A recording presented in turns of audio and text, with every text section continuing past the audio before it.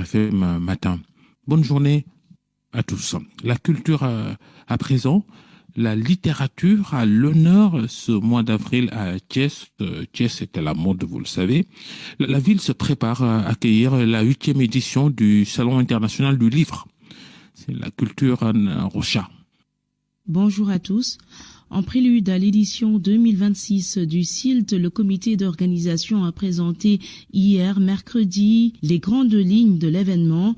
Une place plus importante sera accordée cette année aux éditeurs avec comme thème « Écrire en langue nationale entre souveraineté et universalité ». Salamata Ousmane Diallo a fait le déplacement dans la Cité du Rail pour assister à cette conférence de presse.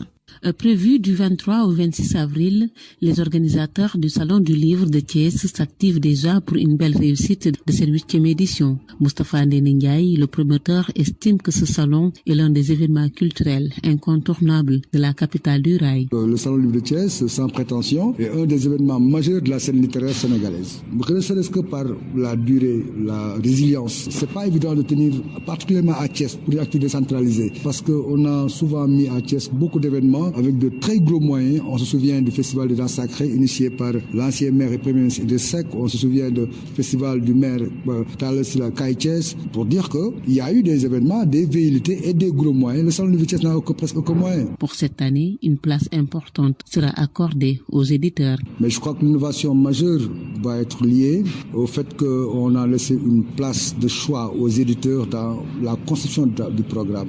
Et ce qui fait que le salon devient beaucoup plus intéressant, à la fois pour les auteurs et les éditeurs. Placé sous le thème « Écrire en langue nationale entre souveraineté et universalité », Khalifa Touré, le président du comité scientifique de la 8e édition du CILT, soutient que ce choix n'est pas fortuit. Mais cette année-ci, nous nous sommes dit que date n'est pas mieux indiquée que 2026 pour parler expressément et précisément de la production écrite et de l'édition des langues africaines. Il y aura au moins 3 panels très importants centrés sur l'écriture en langue africaine, où la parole sera donnée à que ceux qui ont choisi d'écrire seulement en langue africaine. Sous le parrainage de l'enseignant-éditeur Pape Madei Fall Gueye, la leçon inaugurale de la 8e édition du CILT sera prononcée par le professeur Abdoulaye Racine Senghor. L'écrivain Boubacar Boris Diop était également présent à cette conférence de presse.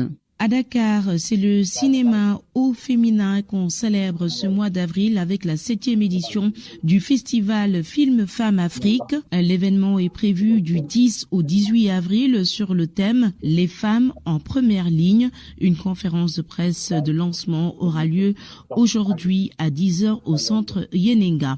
C'est tout pour cette chronique culture. Merci d'avoir suivi. Rendez-vous demain pour d'autres actualités culturelles dans RFM Matin.